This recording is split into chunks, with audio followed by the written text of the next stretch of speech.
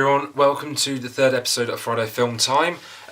This week I will be reviewing Camp Takota. I know I said during my day 3 vlog that, or day 2 vlog, that I'll be doing The Long Way Down, but because of a few things happening, I had to change my choice of film, so I decided to choose this one as it's been created by one of my favourite YouTubers, Hannah Hart.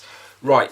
First things first, this is an independent film, but for how it is, I really enjoyed it. I really loved it. It's going to be one of the films that I will watch more and more because it was just really funny, and it also stars a few of my favourite YouTubers.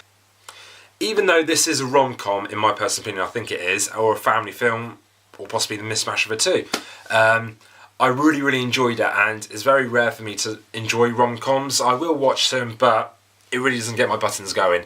And I just like the fact that they put personal elements of all the main characters in, and it's just mainly a lot of drinking involved and a lot of innuendos in my and I just found them funny. But I advise watching it if you ever get the chance to, if it comes on TV, or if it comes on Sky Movies Independent, or if it's on any Netflix or Love Film. I advise watching it if you want a good laugh for an hour and a half. I didn't like the fact that it was all situated around Grace Helbig's character.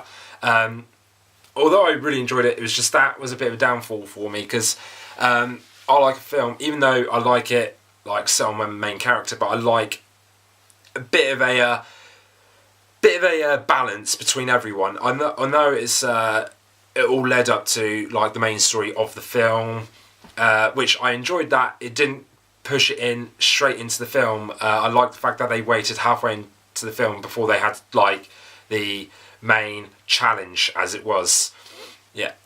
And another thing I didn't like about the film was there was too many fade transitions. In some of the parts they were used correctly and they were used exceptionally, but for me, they used a bit too much.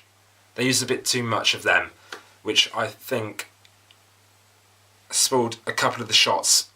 This is just my personal opinion, but that's what I think of it. But that's only the really main bad thing about it that I thought of it.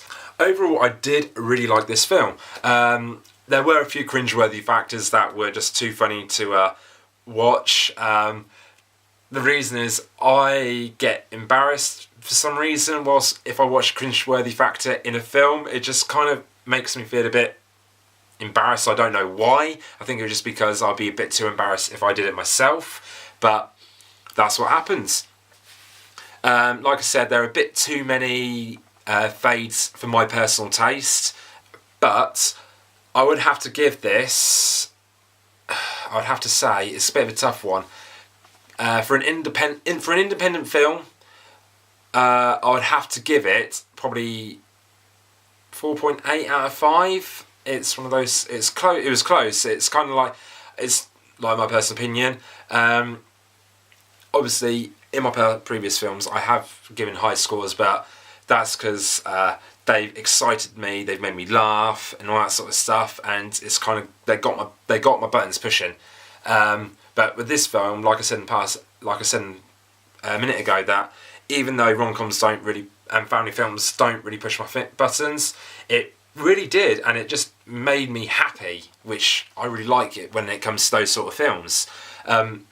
But that's my review of this film. Last week I asked you which films you were looking forward to this year, and I got a few responses, and obviously here they are. Right, this week's question is, out of all the films that you've ever watched, which ones have you connected with the most? For me, it's a very hard choice because there's only like a few films that I've been able to connect with, like on an emotional level. Like for me, it was Marley and Me, because I've had dogs and I know what it's like for when the dogs have to be put down. So it's a very sad moment when it happens. But that's that's the film that I've connected with the most, just due to the fact that I've been through a similar sort of situation. Right, that's it for this week. and I will see you next week.